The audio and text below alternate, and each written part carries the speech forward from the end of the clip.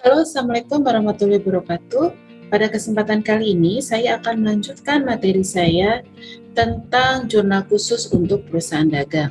Perusahaan dagang yang akan saya contohkan adalah PT Elmina. PT Elmina adalah perusahaan yang bergerak di bidang perdagangan furniture rumah tangga berupa meja klasik dan sofa.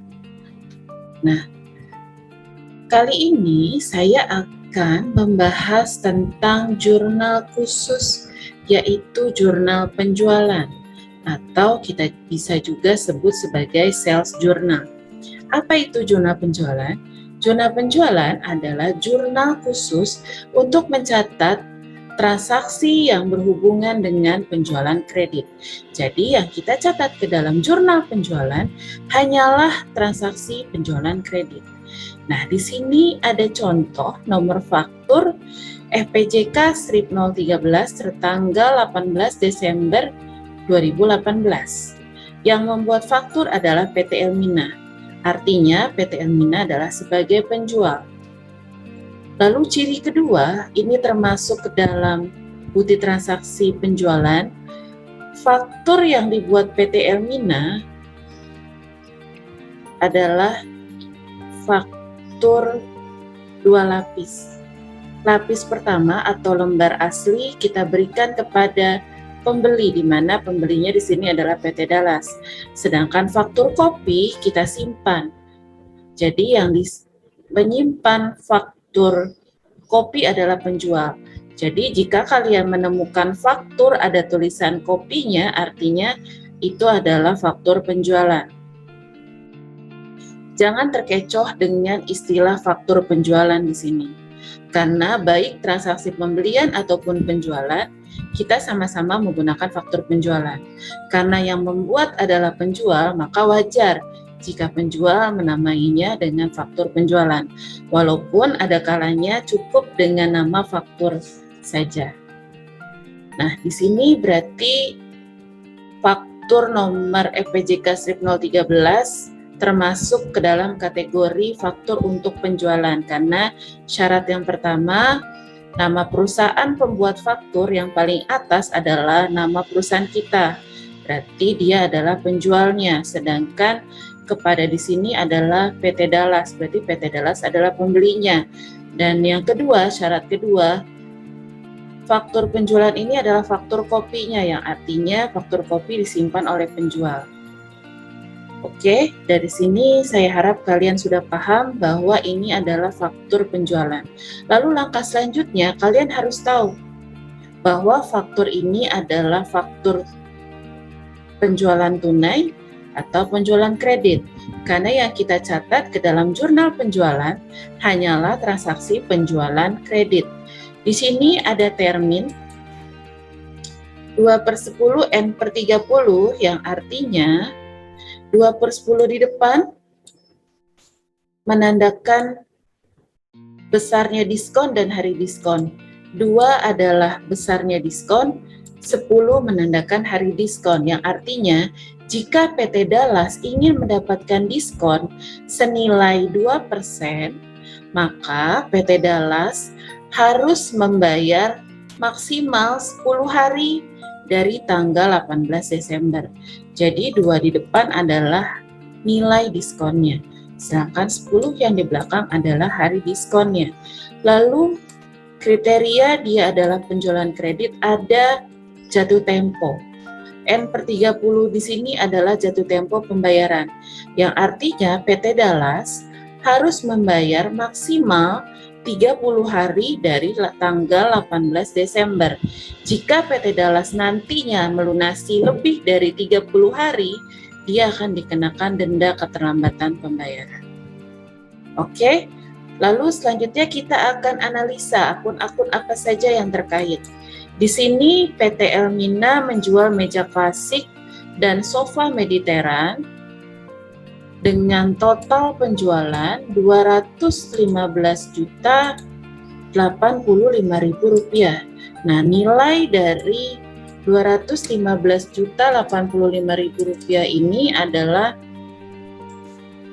nilai penjualannya.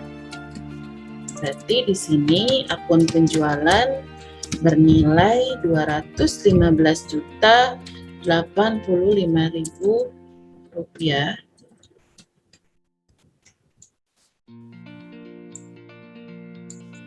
Lalu akun terkait kedua, ada PPN 10% senilai Rp21.508.500. PPN ini ingat, kita ada dua jenis PPN, ada PPN masukan dan PPN keluaran. PPN masukan terjadi saat kita membeli, sedangkan PPN keluaran terjadi saat kita menjual karena kalian mengeluarkan barang. Berarti di sini ada PPN keluaran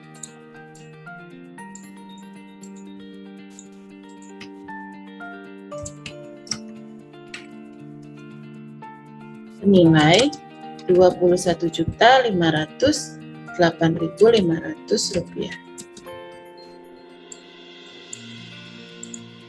Lalu ada akun terkait ketiga, di mana di sini ada biaya pengiriman di faktur senilai Rp1.200.000. Biaya pengiriman ini karena kita sebagai PT Elmina mencatatnya sebagai biaya angkut penjualan. Karena bukan kita yang membayar, melainkan PT Dallas, senilai Rp1.200.000. Nah, biaya angkut penjualan ini dicatat oleh PT Elmina sebagai pendapatan di luar usaha. Jadi, biaya angkut penjualan adalah kelompok akun dari pendapatan di luar usaha. Kenapa? Karena kita mendapatkan uang senilai Rp1.200.000 dari PT Dallas. Lalu ada di sini berikutnya ada down payment senilai Rp80 juta. Down payment ini adalah uang muka.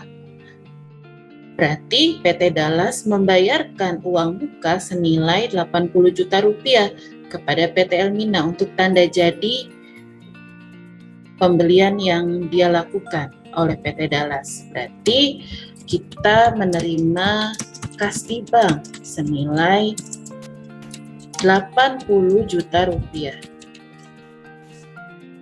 Kenapa kita menerima kasti bank? Karena yang membayarkan adalah PT Dallas sebagai uang mukanya. Lalu terakhir ada total tagihan senilai Rp157.793.500. Total tagihan ini adalah berkaitan dengan akun piutang dagang. Berarti piutang dagang kita senilai Rp157.793.500. Oke, nah sampai sini adalah akun-akun yang terkait yang ada di dalam faktur penjualan. Nah, selain akun ini, ada akun lainnya yang terkait pada saat kita menjual, yaitu akun persediaan barang dagang dan akun harga pokok penjualan. Nah, di sini untuk akun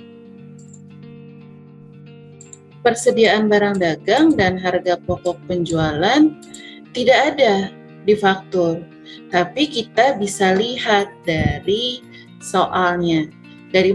Kenapa kita harus mencatat persediaan barang dagang dengan harga pokok penjualan? Karena pada saat kalian menjual, otomatis kalian mengeluarkan atau mengurangi nilai persediaan barang dagang kita. Nah, kita perlu mencatat harga pokok penjualannya atau harga belinya dia di awal. Supaya apa? Supaya kita tahu di tanggal 18 Desember kita menjual mendapat keuntungan berapa. Karena selisih dari total penjualan dengan harga pokok penjualan adalah laba kotor kita. Jadi kita bisa saling menganalisa berapa laba atau keuntungan yang kita peroleh di tanggal 18 Desember 2018. Nah, sekarang kita akan lihat di soal berapa sih nilai harga pokok penjualan kita. Kita bisa lihat di bagian card inventory. Tadi kita transaksinya tanggal 18 Desember ya. Di sini ada 2 card inventory, yaitu meja klasik dan sofa Mediteran. Di sini di tanggal 18 Desember PT Dallas menjual 9 unit seharga Rp8.300.000. Nah, di sini kalian bisa cek, bandingkan. Meja klasik kita jual sebanyak 9 unit, sedangkan yang ada di faktur dan nilai penjualannya. Sedangkan yang ada di card inventory 8.300.000 adalah nilai harga pokoknya. Kita ambil di bagian out karena out itu menandakan penjualan. Kita cukup ambil nilai amount-nya atau nilai totalnya. Berarti 9 unit. Yang pertama, barang pertama yaitu meja klasik 9 unit dengan harga pokok penjualan senilai Rp8.300.000 dan totalnya yaitu di sini ada Rp74.700.000. Lalu untuk sofa Mediteran kita jual sebanyak 8 unit dengan harga di sini kita cek di kartu persediaan tanggal 18 untuk sofa Mediteran ya. Kita jual 8 unit senilai Rp10.200.000 dengan total Rp81.600.000.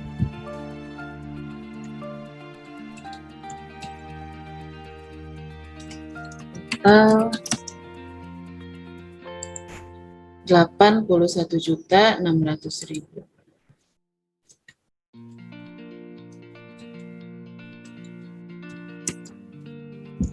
Nah, di sini kita sudah dapatkan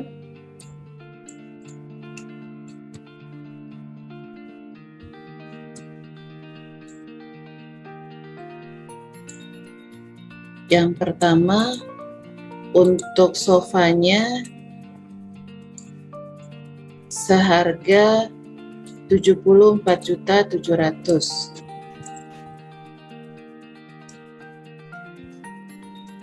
Karena kita jual sebanyak 9. Lalu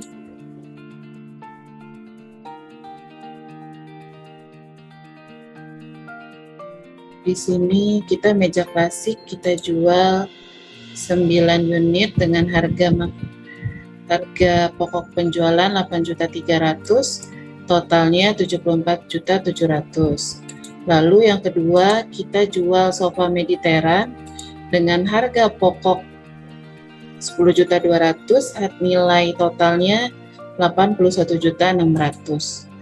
Nah, lalu di sini kita jumlahkan.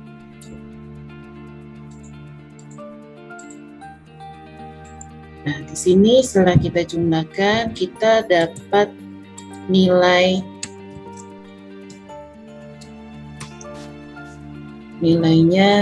kita jumlahin aja 74.700.000, harga pokoknya meja klasik ditambah sama harga pokoknya sofa yaitu 81.600.000. Nah, di sini kita dapatkan totalnya adalah Rp156.300.000. Ini adalah nilai dari harga pokok penjualannya atau nilai dari persediaan barang dagang. Jadi di sini nilai persediaan barang dagang dan harga pokok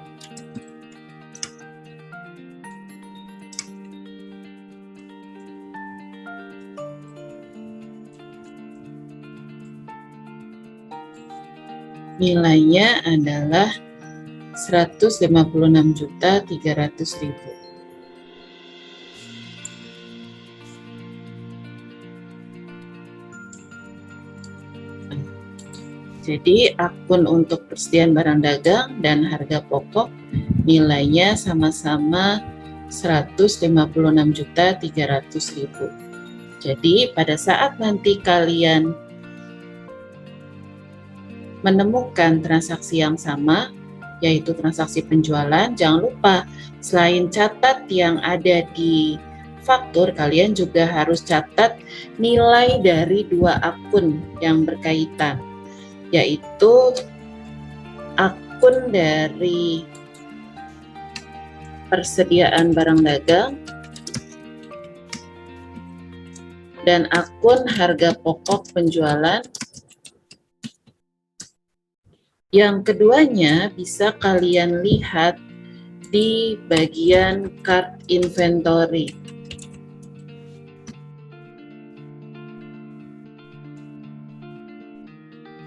Di card inventory, di bagian out,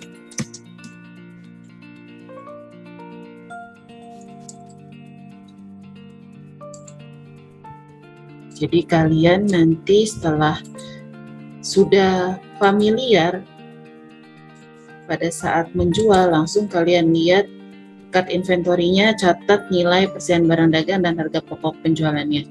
Langsung lihat di bagian out, di kolom out, kalian totalkan saja amount-nya, yaitu 74.700 dengan 81.600. Seperti itu. Nah, ini setelah kita sudah selesai, lalu kita analisa lebih lanjut di sini. Berarti untuk akun penjualan, karena kita menjual, berarti akun penjualan ini adalah bertambah. Nah, akun penjualan jika bertambah dicatat di sisi kredit.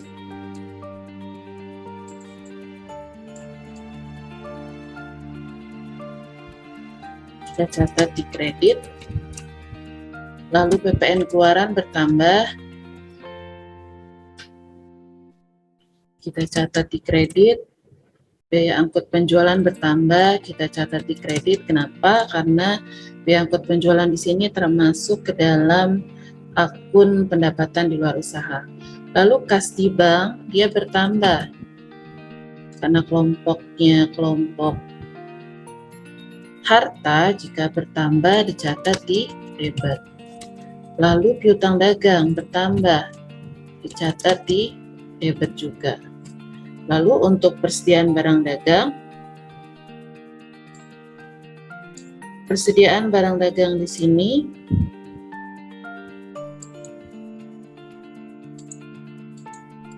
bertambah senilai persediaan barang dagang kita karena kita jual, berarti persediaan barang dagangnya berkurang ya, senilai 156.300.000.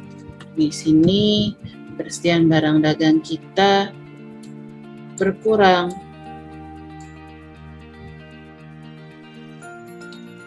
Jika berkurang, kita catat di sisi kredit. Lalu selain persediaan barang dagang, ada harga pokok penjualan juga tadi, yang nilainya sama, yaitu 156.300.000. Dia bertambah, kita catat di debit.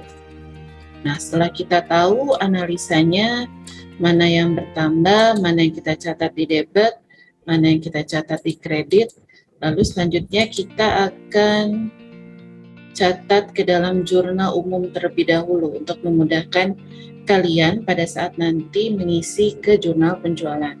Tapi jika kalian sudah familiar, kalian tidak perlu lagi membuat jurnal umum, tapi langsung mencatat ke dalam jurnal penjualannya. Kita tulis tanggalnya 18 Desember 2018. Akun yang di debit dulu yang kita catat yaitu kas di bank. Sorry, di sini saya akan catat yang nilainya lebih besar, berarti piutang dagang dulu. Senilai 157.793.500 rupiah. Jadi biasakan kalian catat yang nilainya lebih besar terlebih dahulu. jika keduanya sama-sama ada di sisi debit atau dua-duanya ada di sisi kredit. Pasti banknya debit senilai 80 juta rupiah. Lalu di sisi kredit, di sini kita jurnal penjualan. Di sini karena di sisi kredit yang paling besar adalah nilai penjualan. Kita catat dulu nilai penjualannya, yaitu 215.085.000 rupiah. Lalu di kredit juga ada PPN keluaran senilai 21.508.500 rupiah. Lalu ada biaya angkut penjualan senilai 1.200.000 rupiah. Lalu kita catat juga nilai dari persediaan barang dagangnya dan harga pokok penjualan. Kita catat dulu yang di sisi debit, yaitu harga pokok penjualan. Di debit senilai 156.300.000 dan di sisi kreditnya adalah persediaan barang dagang senilai 156.300.000 rupiah. Di sini kita pastikan saldo terakhirnya di debit dan kreditnya sudah sama. Nah, setelah ini sudah sama, lalu kita akan masukkan ke dalam jurnal penjualan. Nah, sebelum masukkan ke jurnal penjualan, kita translate dulu akun bahasa Inggrisnya. Oke, kita catat piutang dagang akun ke dalam bahasa Inggrisnya, yaitu account receivable debit senilai 157.793.500. Lalu kas di bank adalah cash in bank debit senilai 80 juta. Penjualan yaitu sales senilai 215.085.000 di kredit. PPN keluaran yaitu value added tax out atau VAT out senilai 21.508.500 di kredit. Lalu biaya angkut penjualan yaitu freight collected di kredit senilai 1.200.000. Lalu selain itu kita catat juga harga pokok penjualan yaitu cost of goods sold debit senilai 156.300.000 dan persediaan barang dagang yaitu merchandise inventory kredit senilai 156.300.000 rupiah. Nah, setelah sudah kita catat semuanya, langkah selanjutnya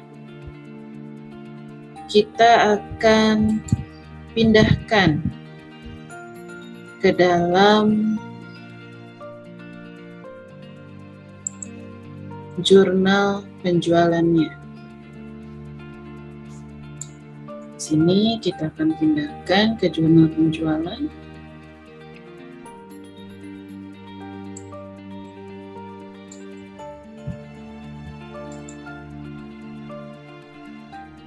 Kita buka jurnal penjualannya. Ini adalah tampilan dari jurnal penjualan atau sales journal. Nah, kita akan pindahkan akun dalam bahasa Inggris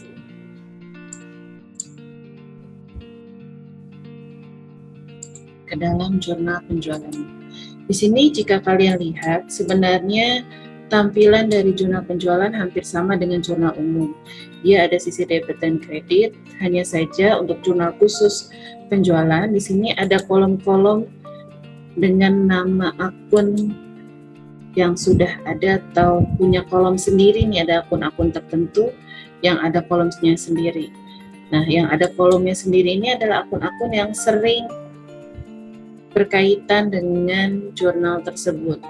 Nah, kalau di sales journal, akun terkait di debit adalah akun receivable, akun terkait di kredit adalah sales dan VAT out. Nah, sekarang kita akan coba masukkan ke dalam sales journal. Pertama, untuk tanggal, kita isi sesuai dengan tanggal di faktur. Dokumen nomor kita isikan sesuai dengan di faktur. Description kita isikan nama perusahaan customer kita atau pembeli kita, yaitu PT Dallas. Lalu kita cek akun-akun yang terkaitnya. Pertama, akun receivable di sini ada nilai senilai 157.793.500 di debit, dan di debit juga ada cash in bank 80 juta. Tapi karena tidak ada kolom cash in bank, kita masukkan di kolom other, tulis nomor akun cash in bank yaitu 1/1110 dan amount-nya atau nilainya senilai 80 juta rupiah. Lalu di sisi kredit ada sales senilai 215.085.000, kita masukkan karena sudah ada kolomnya. Lalu ada value added tax out atau VAT out senilai 21.508.500. Lalu ada juga nih freight collected di kredit, karena tidak ada kolomnya di kredit. Freight collected kita masukkan di kolom other, tulis nomor akunnya dan amount-nya senilai 1.200.000. Nah, selain ini, kita juga harus catat cost of goods sold dan merchandise inventory. Di debit, kita catat cost of goods sold.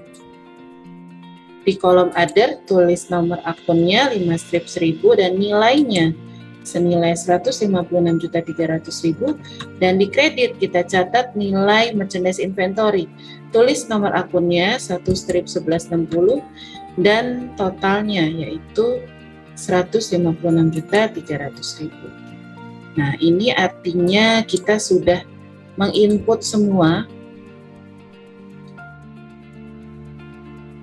untuk faktur FPJK 013 ke dalam sales journal atau jurnal penjualan. Setelah sudah kita input, kita jumlahkan setiap kolomnya. Nah, setelah kita sudah jumlahkan setiap kolomnya, kita bantu tuliskan nomor akun yang tidak ada di sini. Untuk akun receivable kan tidak ada nomor akun. Nah, kalian boleh bantu isikan nomor akunnya. Nah, di sini untuk yang cash in bank sudah ada, cost of goods sold sudah ada, nomor akunnya. Lalu sales, di sini belum ada nomor akunnya. Kita isikan nomor akun sales. Lalu VAT out, kita isikan nomor akun VAT out. Lalu di kredit sudah ada freight collected 8/3.000 dan merchandise inventory senilai dengan nomor akun 1/1160.